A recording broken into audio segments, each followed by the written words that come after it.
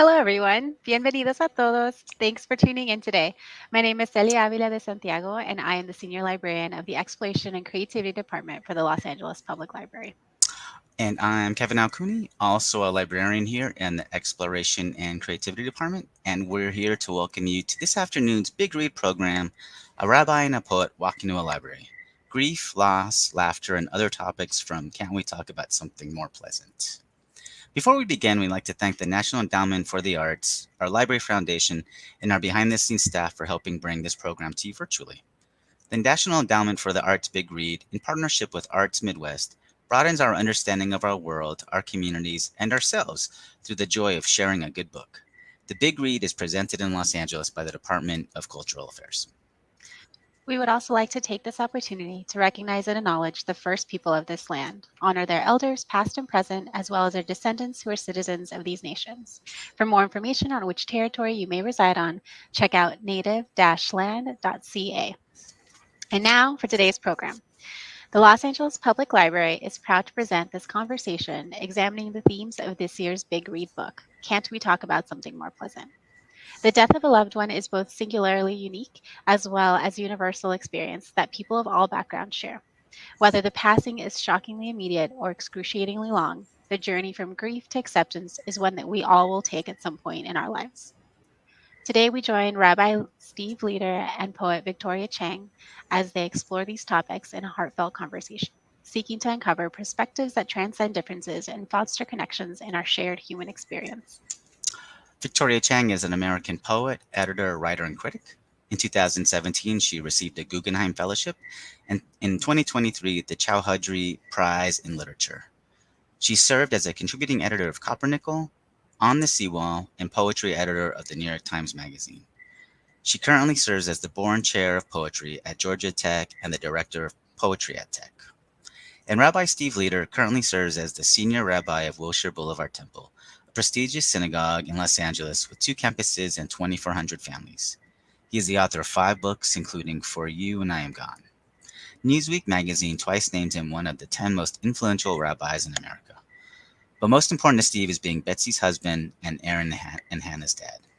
Now let's welcome to our Big Read stage Victoria and Steve, who will start off by reading selections from the other person's work.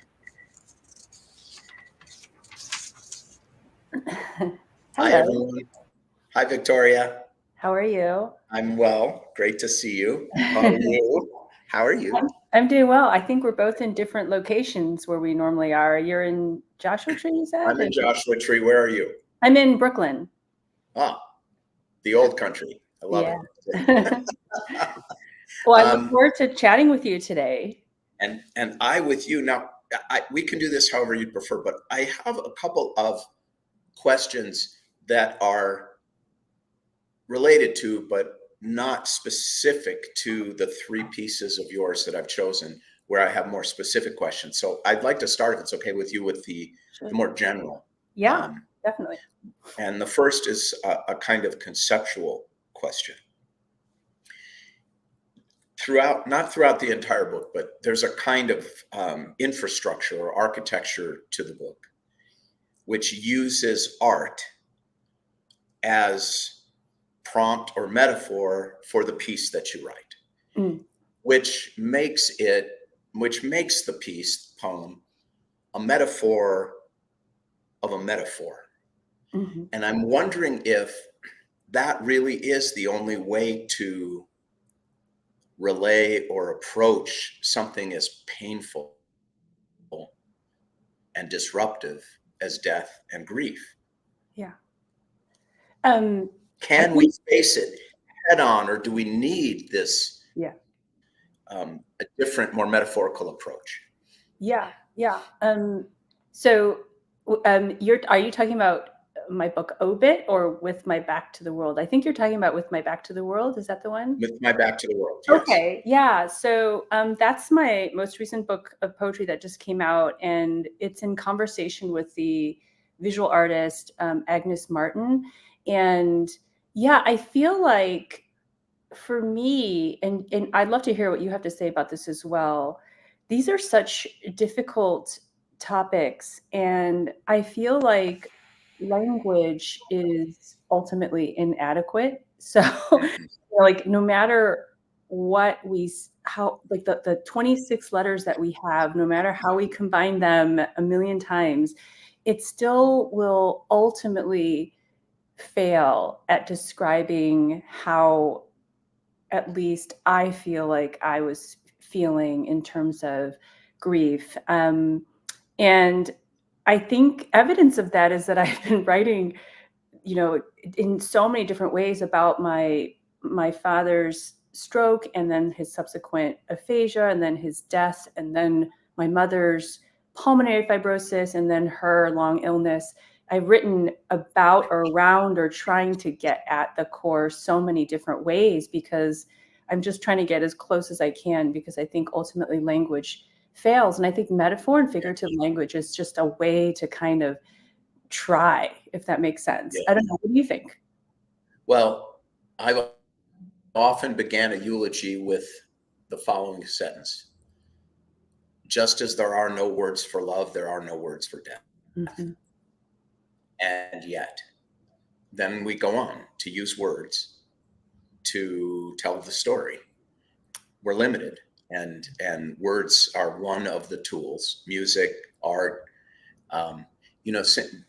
My father lost the ability to speak the last couple of years of his life, and it forced the two of us to learn a new language together, which we had never used before to any real degree of intimacy. Mm-hmm. And that was the language of touch. When he lost the ability to speak, I would sit next to him in his wheelchair and just hold his hand for hours. Mm-hmm. And in a way, it was a more real way of communicating with my father than I had ever shared before in my life. So I'm with you essentially on this idea that language has its limits and yet. Right? Mm-hmm. Mm-hmm. It's sort of what we have. So the next general question I have for you is, what's with all these boxes?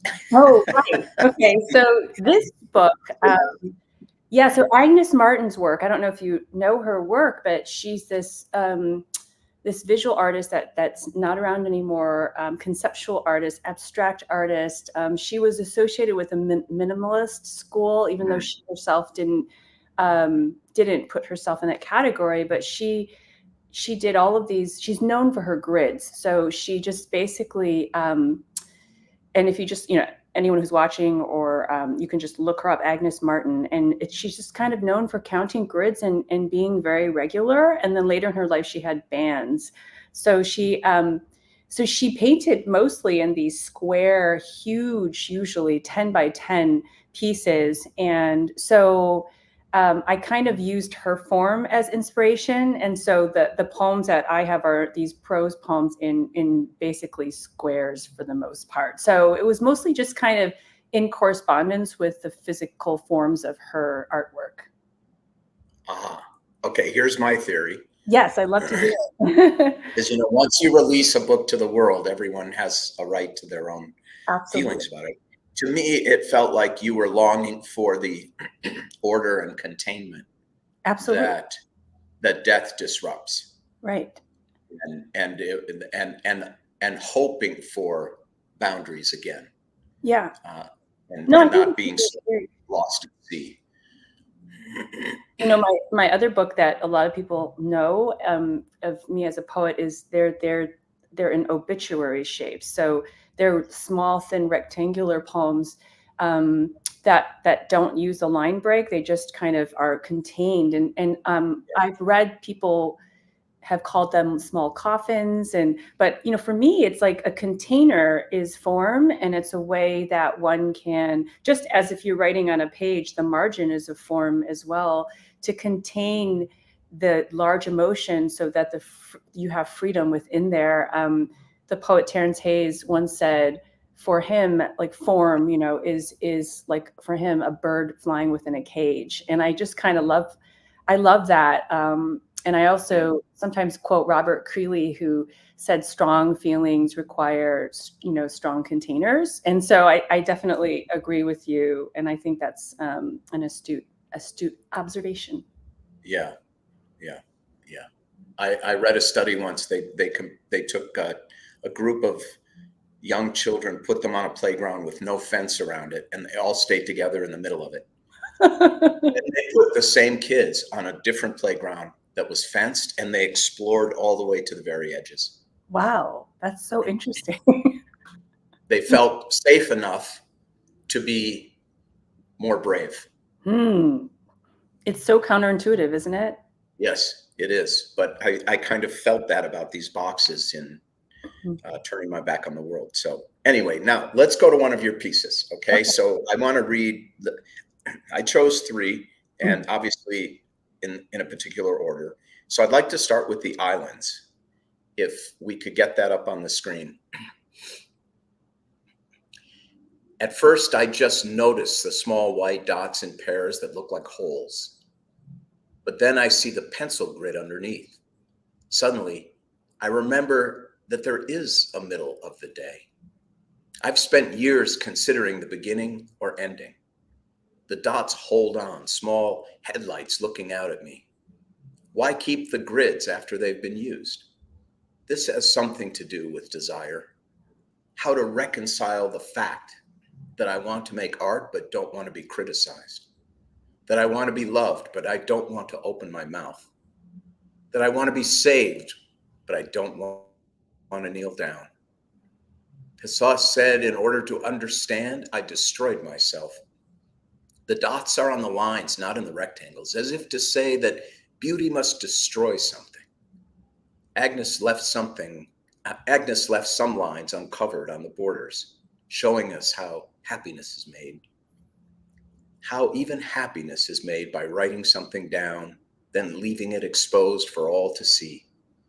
Is it possible to be seen, but not looked at? Okay. Can we pull that down so I can see Victoria again? Thank you. This reminds me of what Wordsworth said about literary critics. He said, they murder to dissect. In order to investigate something, really take it apart internally, you kill it. And that's a kind of duality. And this piece, The Islands, to me, this is how I understood it and what I want to ask you about, is that death opens our eyes and our hearts and our bodies even to so many dualities of which we were unaware before, because we were only on one side of what was actually a duality. We just didn't realize there was another side. There is a middle of the day, right? There is a cost to creativity. There is a cost to being enlightened and all of these things. And in your in this piece, it feels as if you believe these are irreconcilable differences, and that's a source of great pain, discomfort. Am I reading it correctly? Yeah. Yeah, I think you're right. And I'm trying to think about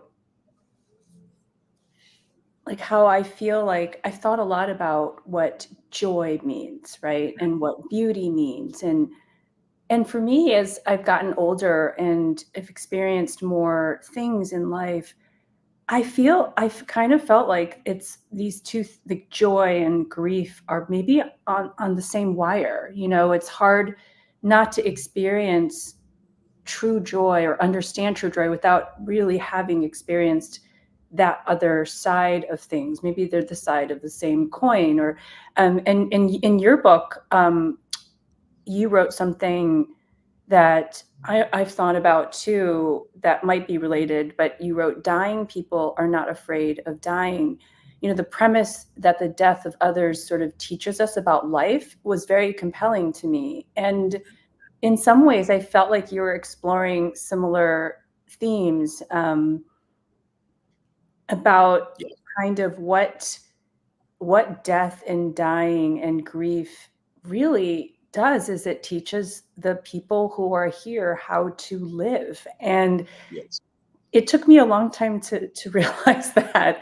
But I think I'm sort of exploring those kinds of themes in this book of how do I, reconcile, you see sort of like my inside, I'm inside out, I'm trying to work through some of these things that I'm thinking about. And I've had the maybe the gift or experience of having two parents who had long illnesses. So I had a lot of time to think about these things. And I think that's where I ultimately landed, is that, even through all of those hardships and witnessing so much that was really difficult, I feel like what I learned how to do is how to live. And so they're related to me. So I guess, yes, Yeah. is that answer your question? Oh, it is. Kafka said the meaning of life is that it ends. Mm-hmm. And it really is that simple at some level. Yeah. But what interests me about this piece is, and I have had vicarious trauma my entire adult life because I've helped so many people through so much. But of course, it's very different when it's your own. Right. And even someone as close to the fire as I had been all those years, it wasn't until I got burned that I really understood the power of fire, right? Here's where I land. I think this is a beautiful piece because it starts to address the irreconcilable nature of these dualities. I guess that's redundant. A duality is irreconcilable. And I'm going to phrase this as a question, and as a way of, I hope, helping people who are watching, who are going through some difficult disruption in life that reveals these dualities. For me, making peace with a duality, making peace with irreconcilable difference. Memory is beautiful. Memory is searingly painful. I want to talk about him. I don't want to talk about him. I want to be seen. I want to hide. All of these dualities, life matters. Life doesn't matter at all. All of these dualities that the disruption of death reveals to us. For me, in my heart, the way I resolved it is when I accepted that these were irreconcilable, Mm-hmm. it was a reconciliation. Right. Have you reached that? 100%. Yes. What else is there to do? I think acceptance is, very, I grew up in a family where my mother was always talking about fate. That's just your fate. That's, so I feel like I had some of those tools given to me already when I was younger. And I think I was raised, somewhat Buddhist and Confucian as well on my dad's side, who was a little bit more regimented. But on my mom's side, she was always sort of saying things like, that it was meant to be or it was meant to happen. So like coming to these ideas, it took me a while, but I think that's acceptance of, and I think once you have acceptance of those dichotomies and that those kind of yin and yang or the opposite or they're all together and they just are the way they are. And no matter how you try and make sense of this or reconcile, to use your word, it's not reconcilable. And that's the beauty The of reconciliation. it. Right. Yeah. When you said that life or love and grief are on the same wire, that wire is suspended through this dichotomous tension. Mm-hmm. Right? I mean, that's actually the fuel of life itself. It's electric. Yeah. Absolutely. Yeah. Yeah. Okay, let's read another piece. The Drift of Summer.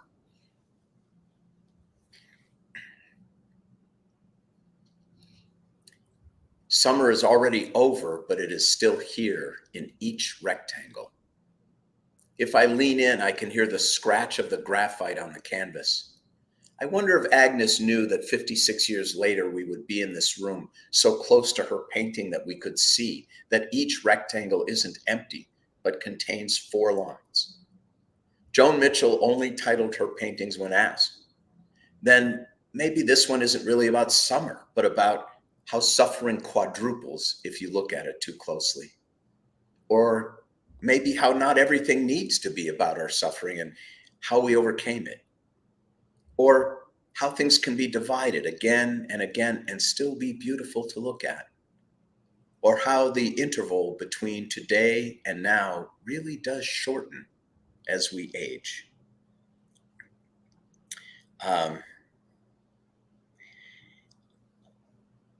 So what I would like to explore with you here is the limits and liabilities of order and disorder.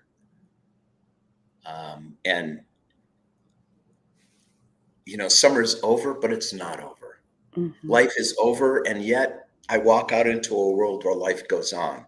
Mm-hmm. Or maybe that isn't even the lesson I'm supposed to learn. And is disorder or order where creativity and meaning is found for you? For me, I feel like life is in my brain, but life is so chaotic, and my brain is constantly, it's one of those like pinball brains. It's all over the place, which might explain my desire to sort of contain my poems or contain my creativity. Otherwise, I start wandering a little too much. But I feel like life is chaotic. Life is all over the place. And I feel like poetry for me and creativity is a way to sort of explore that. But, I think sometimes there's some like desire for order while I'm creating, but it never works out that way. My poems go all over the place. They do a lot of leaping. And so I think for me, creativity is out of chaos and with a desire to make sense of that chaos, with ultimately no sense being made in the end. But the attempt is what is pleasure for me. Process is joyful creation. And yeah, I mean, you've written a lot of, well, I don't know if you like your books are, you're not writing poetry, but you're writing like nonfiction, like prose. I've written nonfiction and prose too, so I think the process feels somewhat similar to me. I mean, there's more gaps, I think, with poetry. Like I'm Yes. more, but prose, you might have to have a little more connective tissue. But how would you answer your own question?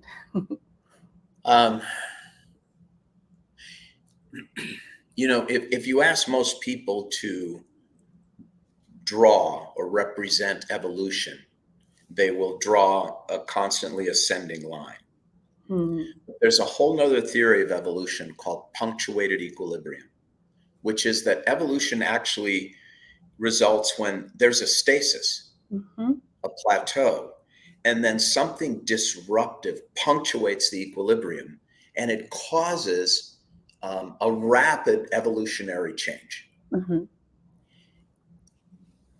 For me, it was my father's death. It punctuated my equilibrium, and it forced me to grapple and evolve in order, by the way, to survive. Right. And or die, in my heart. Yeah.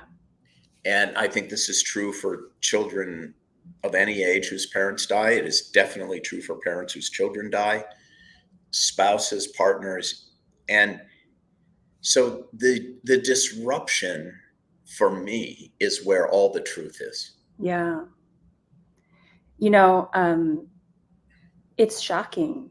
Like when my mother passed away, even though she had been ill for a long time and my father had a stroke, he couldn't really communicate. They weren't dead.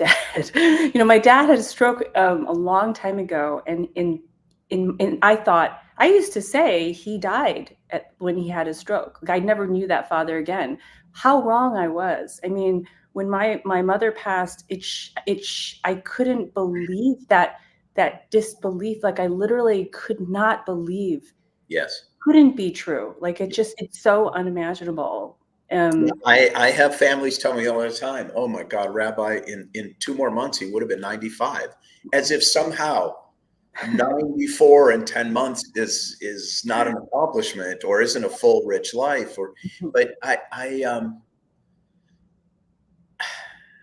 think that the disruption is for me, the only real thing, and the only thing that can puncture that denial of death and I would say to you, and I hope this is helpful, he did die.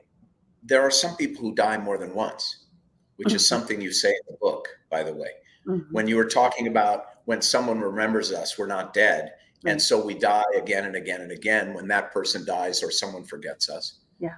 And I think this is also true of people who have some kind of traumatic brain injury or disease. My dad died twice. He died once when he was no longer the person who was my dad. And then he died again when his body died, because even though his mind was different, his physicality, I would go visit him from Minneapolis, from Los Angeles, just in the hopes of catching a single glimmer of who he was. Yeah. Even if it was just the way he would lift his glasses and go like this, which has nothing to do with language, but it was like, oh, there he is. There he is. Yeah. There he is. And so the physical death is also a death. The brain death is, and I don't mean brain dead, but the brain death is the death of the brain of the person who this person was is gone. And that's a death. So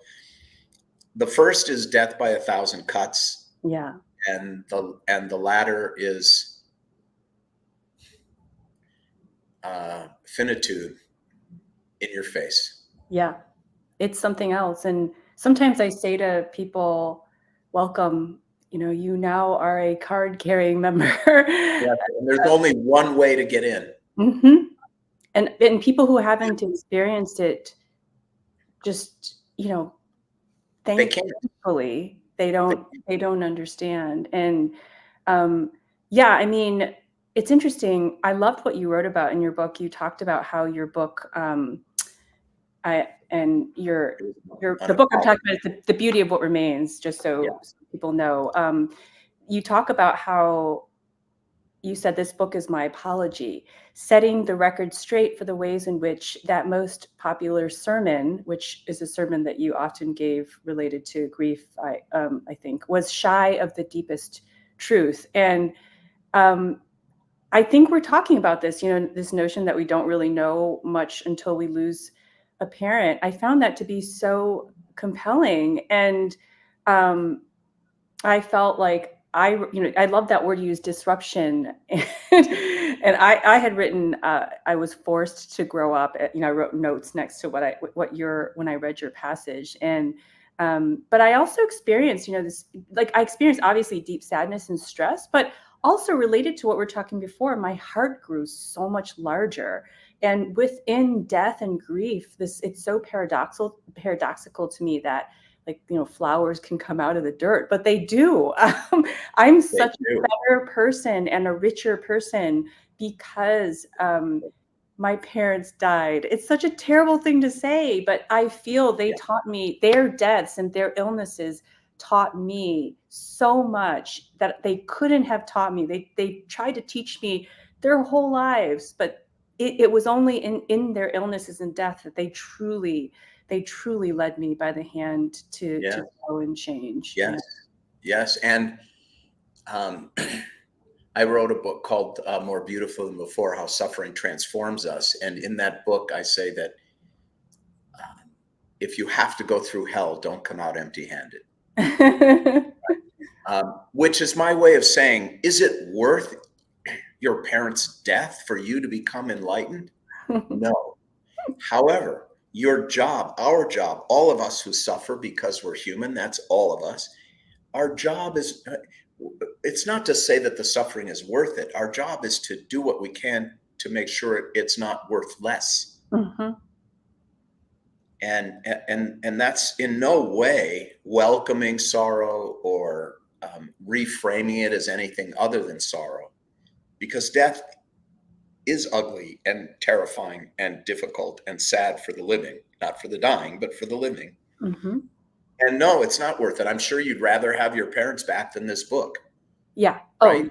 Oh, I've said that aloud. I was like, I give up anything to have them back. And they had to, it's so sad to me that they had to, like my mother had to die for me to write the book Obit, which people really loved. And it was so shocking to me that people loved it. And then that I had to talk about that book and experience all of these things that she would have really been proud of in terms of its reception, yet it was all about her death. And I was like, so she had to die in order for me to get, achieve these things that she would have been really excited about.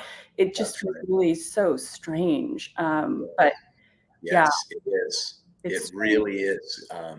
I have a general question for you. I know I'm going off the script. No, please do. And I've got one more reading of yours, and then we can move on. But go ahead. What's your question? This is a general question. You have so much wisdom and knowledge, to pass on to other people. You have talked to so many people.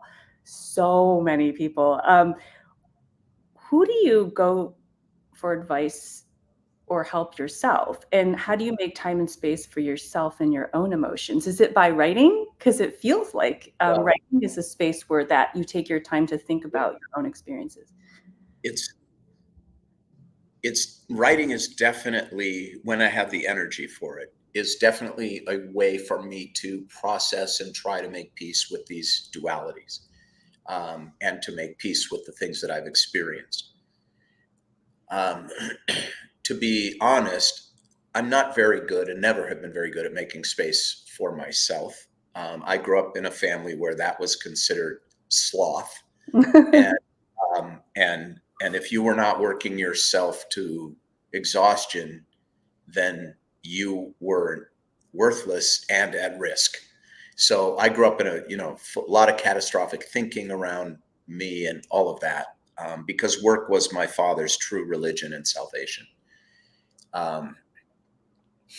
Who do I go to for advice? I've been seeing a psychiatrist for 12 years. Oh, good. Yeah. And that started because of a terrible car accident that caused spinal pain. And really, that was my first grown-up bullet. That was my first real disruption. And I didn't know what to make of it. So I went for help. And I'm, as kind of a side hustle, and I don't mean that monetarily, I do everything I can to normalize mental illness and the importance of mental health. We all have illnesses within all of us. So I'm very open about it, but I don't know that I would have made much of any of these experiences without his help.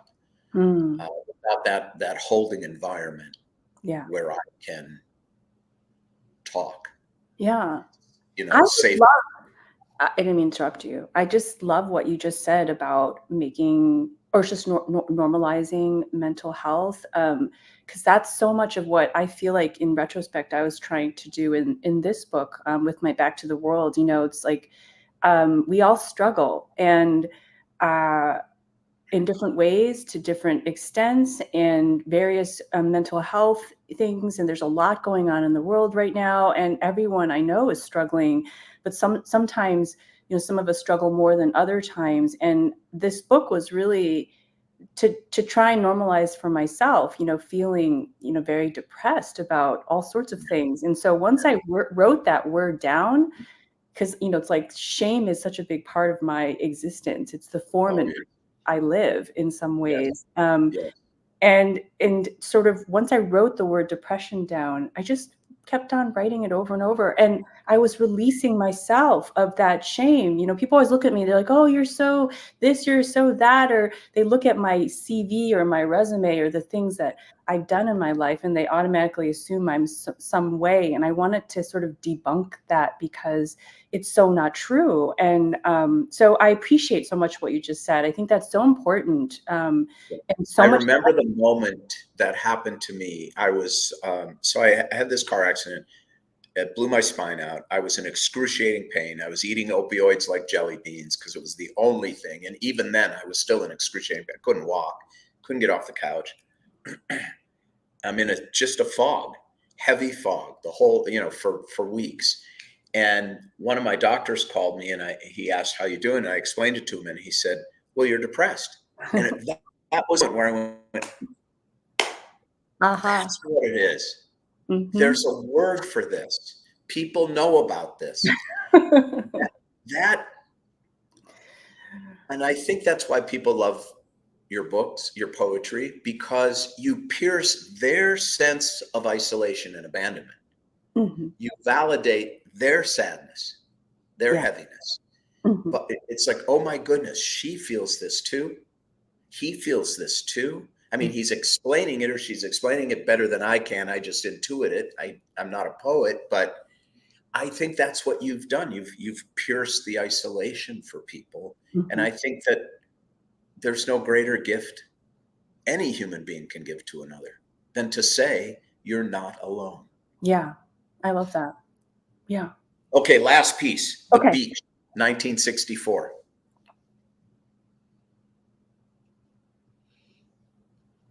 If I hold up my hand to the light, I can see the veins in my fingers. The pumping force of the heart should have told us that life is a struggle in one direction and the letdown of an endless loop as we wait for the loop to be cut like a ribbon. There are just two epiphanies in life. One is beauty, two is death.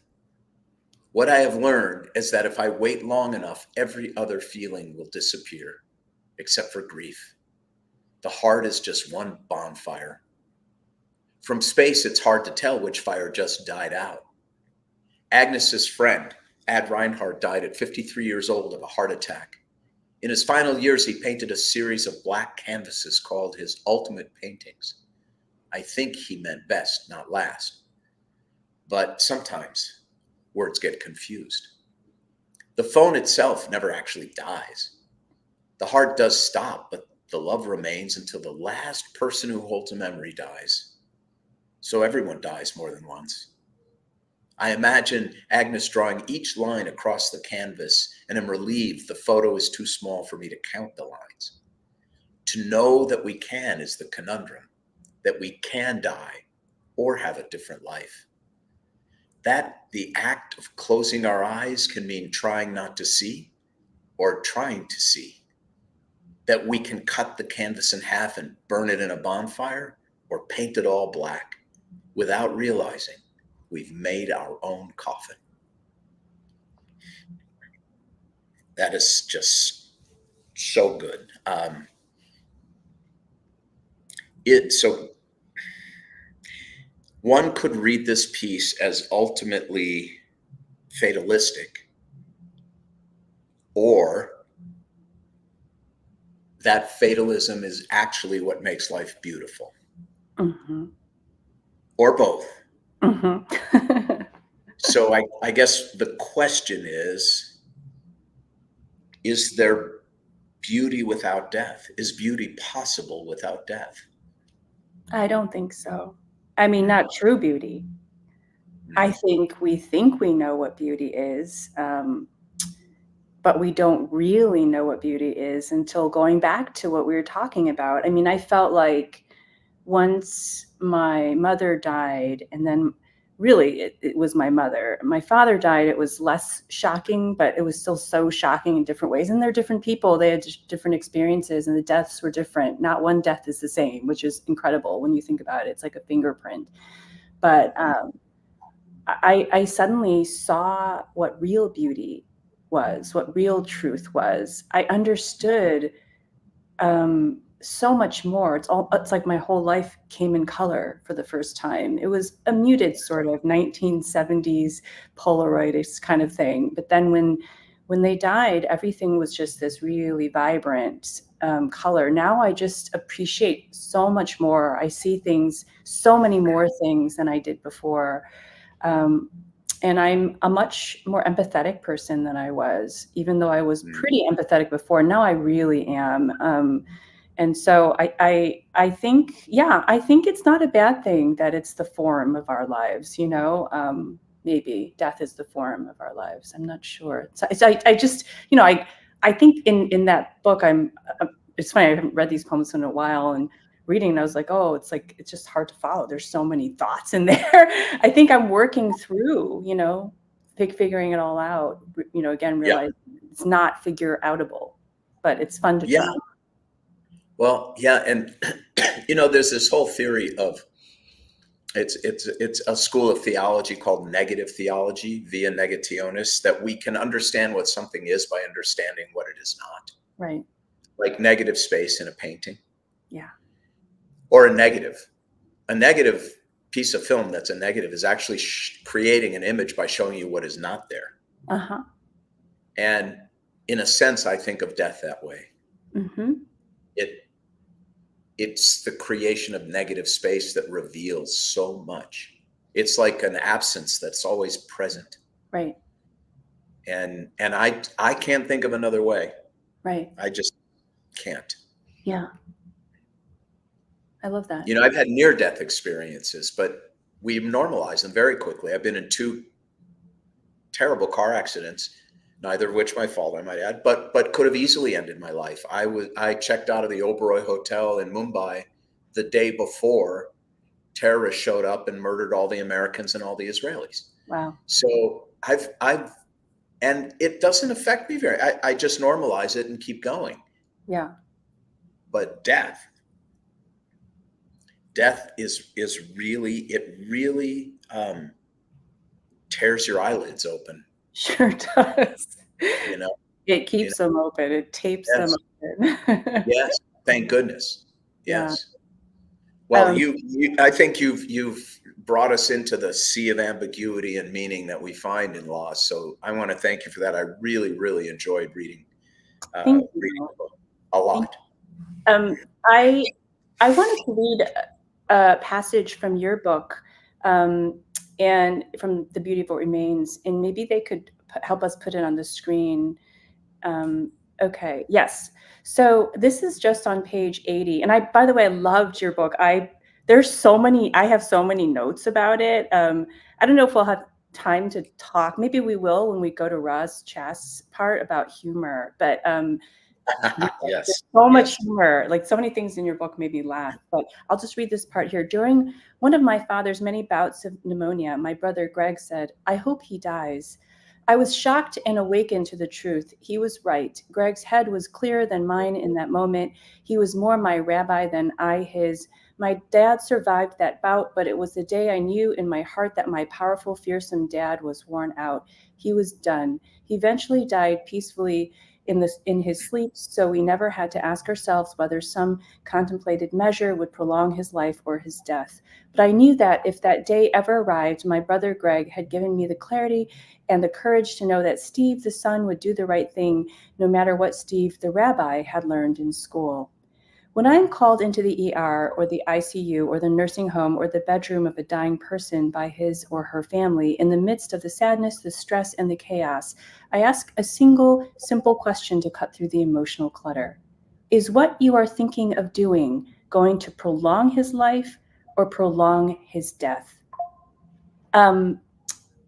I could keep reading, but I'll read one more sentence. It is loving to prolong life, to give someone a chance to live and love and laugh again, but it is cruel to prolong death. So this was in the context, this story, and I read this story several times. Chapter 4. Yep, in relation to a person named Tara, who was very ill, and I just found that quote to be so smart. Is what you're thinking of doing going to prolong his life or prolong his death? And in the process of dying, there are so many choices, like so many choices one has to make. And so much about our medical system is about, basically prolonging someone's death. And I felt like, my family and I made all these decisions along the way that prolonged my father's death versus his life. And I just found that to be such a wise thing to say. Let me ask you something. If I had been with you in those moments, and I had asked you, because it's sometimes the question creates the answer more than the situation, because it's chaotic. If I had asked you, is what you are contemplating going to prolong your father's life or prolong his death? Do you think you intuitively would have known? Yeah.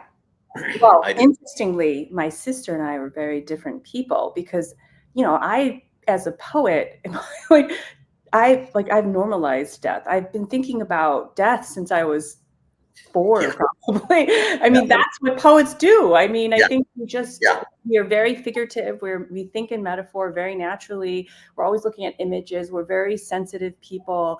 But I've thought about death quite a bit throughout my life, even as a young person.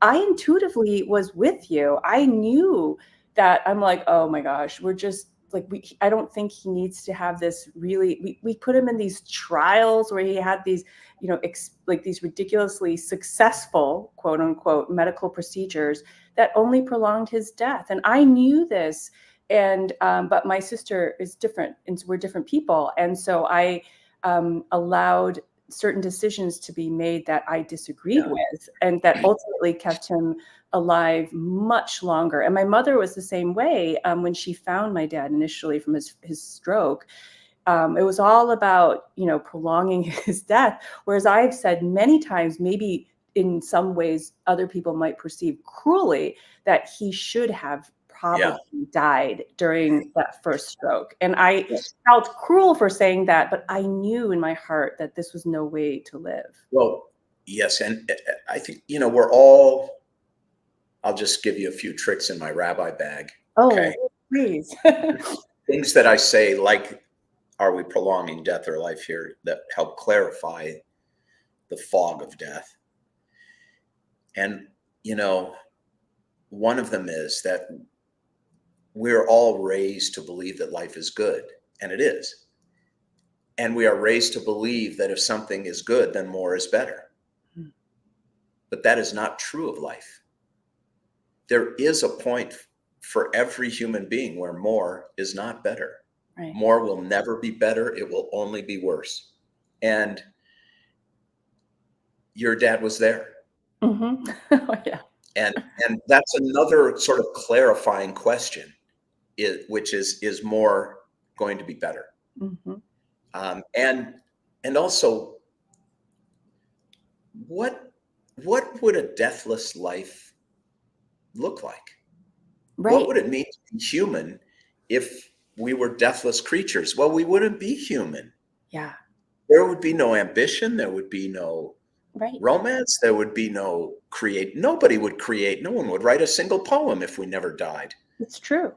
And so there's a book. Oh my gosh. It's called Death. The librarians would know. Death. It has death in the title, but it's a book by a philosopher who asked that exact question. Yeah. And so those questions are: would we even study, try and cure cancer? If no. But their question was, what if we knew we were going to die? It's the flip of your question, which is, kind of interesting. Their question is, what if we knew we were going to die at a certain point? Like the earth is going to, like everything is going to end at a certain date. Like everything would stop. So it's just sort of the other. It's fatalism. Either way, it's fatalism, mm-hmm. right? Either way, it's fatalism. This idea that we can change nothing. Mm-hmm. And that, I think, is, that was paganism, that we're just the most recent cast reenacting the same drama for eternity. It's not a very interesting way to live, that's for sure. The other thing about that chapter, that piece you read, so just very quickly, so people watching will have a sense of it. I was called to the bedside of a woman I'd known a long time who had ALS. And she wanted to, in California, we have a compassionate death law. If you are going to die regardless sorry, I'm trying to block the sun with my head. If you're going to die within 6 months and 2 doctors will sign a note and a mental health care professional that you're of sound mind, you can be prescribed life-ending medication. And this woman had always said to her husband, when, I want to take it, but only if the rabbi says I can. Only if Steve says I can, because I'd known this family for 30 years. Now, you have to understand that Jewish law, there is no hierarchy to the value of life in Jewish law. All life is of equal value. Whether you have 10 minutes to live or 10 decades to live, whether you have Down syndrome or you're a Nobel Prize winner, it doesn't matter. All life is of equal value. And we don't get to pick and decide whose life is more or less valuable than another's. And that if you are alive, there's purpose in that. So I took this woman's family out into the hallway and said, look, as a rabbi, the answer is no, she can't take it. But I can't imagine treating Tara with less dignity than we would treat a dog. Mm-hmm. So I'm going to go in there and I'm going to tell her it's okay. Mm-hmm. Thereby subordinating everything I stand for and represent, except compassion. Mm-hmm. And the way that piece ends is I go in, I tell her, then I go home and the phone rings and her husband calls and says, Tara's at peace now. Thank you, Rabbi. Thank you so much. And the way that piece ends is that he thought he was calling Rabbi Leder, but it was Steve Leder who picked up the phone. That I had to wanted to privilege my heart over my intellect, my humanity over my particular tradition and worldview. Mm-hmm. And that's where I think what we're doing here is so beautiful, is that it is the great common denominator of existence. Mm-hmm. It's death. And in its own way, I find that compelling and beautiful. Yeah, I do too. Should we move to Roz Chast's book? Yeah, I think we should. Yeah. Sure. Do you want me to go first, or do you? No, I didn't choose a selection, so I think we're in your capable hands here. Go ahead. All right. Maybe so I let's see, which one can you go forward a little bit? Let me see. I'm looking at page 70. Do you have 70? I hope you have 70. That doesn't look right. That does not look like page 70. I have a different page. What should we do? I don't know if I can share. How about, I have a suggestion. I know we should be reading this, but why don't we go to Q&A, because we're almost at the hour. Okay. Kevin, what do you think? Kevin? So, yeah, I was looking at page 70. I guess it looks a little bit differently because it was like... Yeah, that's the one. Do you want to discuss maybe just kind of what some of it was, and then because we just have two quick questions towards the end. Right. But yeah, if you just kind of want to talk about. Okay, so Roz's book is hilarious. I literally was laughing out loud. And if for people who haven't read it, and you can show that, like whatever you had up and some of the, that would be helpful. It's like a graphic memoir, and it's so funny, and it talks about the author's experience with her father and her parents sort of getting older, and it's so funny. I'll just read a tiny bit, but the part that I wanted to read about was just this, when she's talking to her father. The nonstop chit chat was annoying, but what really drove me over the edge was his paranoia about the bank books, and it has these cartoons of all the bank books. In the morning, it wasn't too bad. There would be 1 or 2 bank book related queries, and then we'd move on. The bank books were a collection of canceled and uncanceled bank books dating back to at least the 1960s. As I said, they never threw anything away. These were the same accounts that earned them all those blenders, gifts from the bank. For those of you who remember gifts from the bank, many of them were from banks that didn't even exist anymore. But as the day went on, he became more and more frantic. Nursing homes called it sundowning. He convinced himself that a certain neighbor, someone who had occasionally picked up groceries for them and who had shown nothing but concern, was going to break into their apartment and steal their bank books. He also decided that this person was a Nazi in hiding because of her slight German accent. We visited my mother in the hospital every day, and every day we stopped by the apartment to make sure the bank books were okay. By 5 o'clock, we'd be back at my house in Connecticut, and this sundowning would begin. And the comic is hilarious. It shows the father figure in the middle with all these speaker bubbles. And the father saying, how do you know they're still there? Safety of the bank books. Where are the bank books? I think we should go back to Brooklyn and get the bank books right now. It's just so funny. I laughed so hard at that part. I was laughing so loudly. And I also wish I had read that book while I was caretaking my parents. I wrote down these notes. It was published in 2014, so it was available to me, but I didn't know about it, although I was in the midst of coping and, dealing with a lot. But for me, it was like a 14-year saga related to my dad. But even just like in Steve's book too, like these experiences are so funny. Like I remember looking in my mom's, trying to help her move from their original house to the next place. There's the next place, the next place, next place. It was like the first one was the hardest. And I had to go in her bathroom and work with her. I opened a drawer. There's a Ziploc bag, multiple Ziploc bags of hotel shampoos and conditioners. And then there was like another massive Ziploc bag of contact lens cases, like hundreds of them.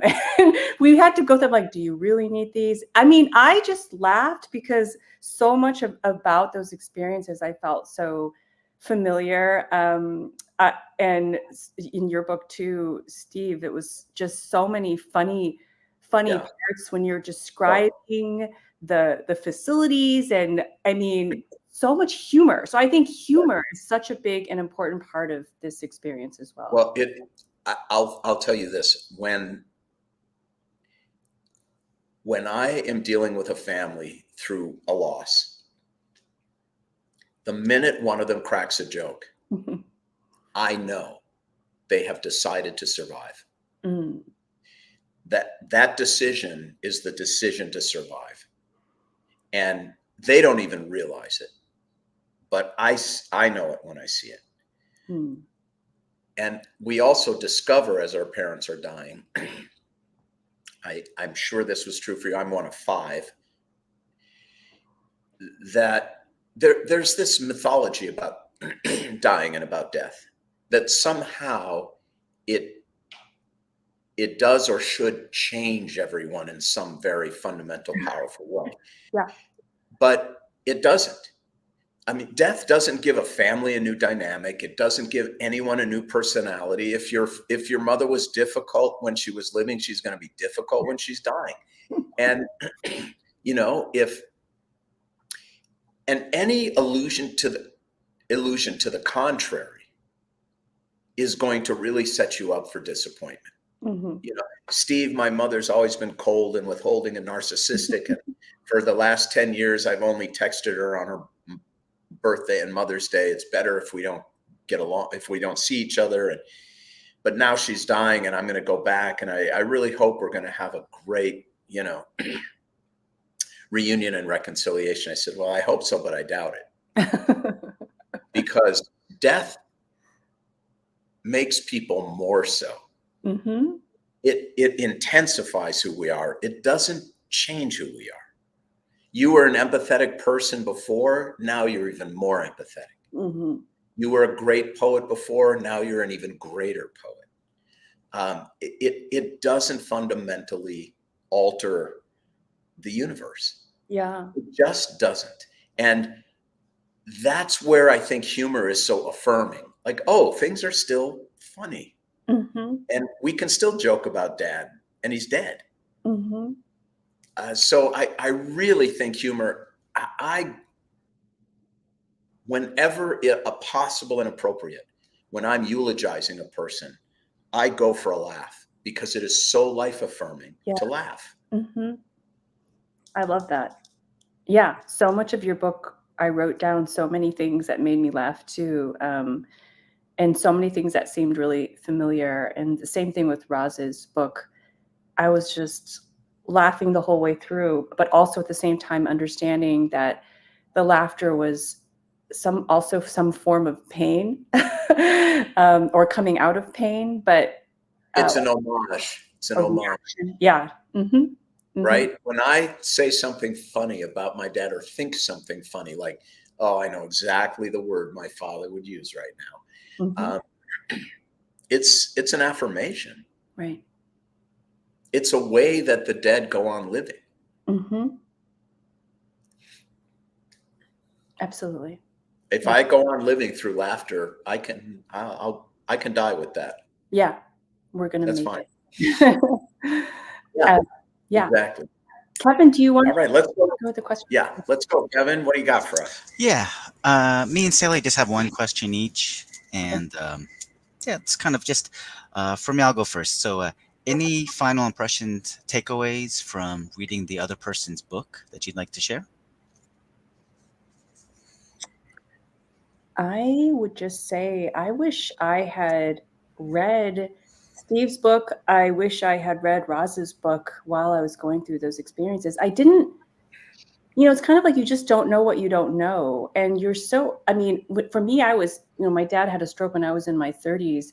Most of my friends were not going through those experiences. I felt very isolated and very unseen. And I didn't really understand I couldn't name what I was feeling because I didn't know anything. So I think, going back, I'm like, I wish I could tell myself, go read, go find things in the experience that can help you see yourself, be seen, kind of thing. Yeah, I felt the same way. That I was kind of amazed, honestly, Victoria, what you could do with 150 words that took me 1,500 words. And they're different art forms, mm-hmm. of course, but less really is often more and more difficult to achieve. I've always in my writing tried to achieve simplicity without being simplistic. I think poetry is the highest form of that art. Yeah. So I just thought it was beautiful, and it did for me purest isolation. Like, oh, that's another way of saying it, and she's right, and I'm not the only person in the world who feels this way. Mm-hmm. And by the way, if it makes you feel any better, had you read The Beauty of What Remains earlier, I'm not sure it wouldn't have been the same book for you. Right. 100% know that as well. So sometimes I think people come to things when they should. I agree. So to wrap it up, you have a new fan. So. Oh, thanks. You too. So to wrap it up, if you could recommend one book for people to read as a follow-up to this discussion, what might it be? Boy.